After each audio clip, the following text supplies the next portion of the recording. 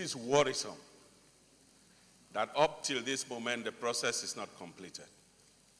In spite of the huge benefits that will accrue to Nigeria were this to have been completed long before now, in petroleum products, in minerals, even as it concerns issues of strategy and stratagem for our Navy. Mr. President, a distinguished colleague has said to us that we better hurry through this before another African country lays claim to our territory. Let me announce to the Senate that I have it on good authority that a neighboring African country has already done so.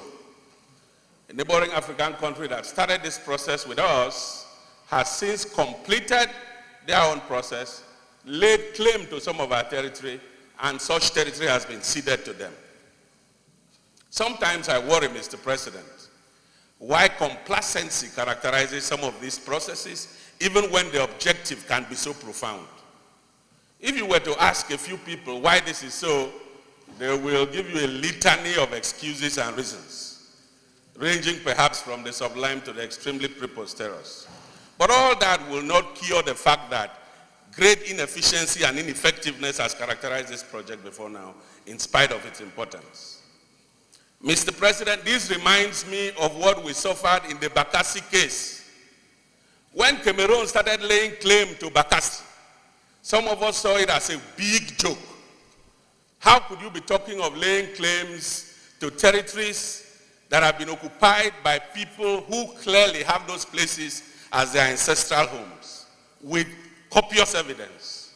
How would you be laying claim to territories, we asked, a basis for which is spurious 1884 agreements?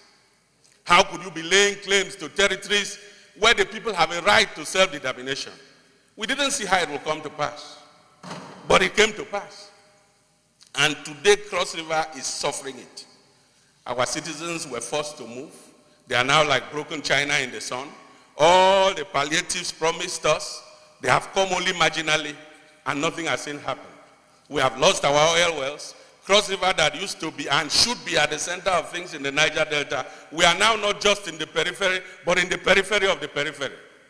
Yet the Cross River estuary is home to pollutants as a consequence of oil exploration. Mr. President, I say this because we still have some time. We should please, as a Senate, speak to authorities concerned, because we have the men and materials in this country.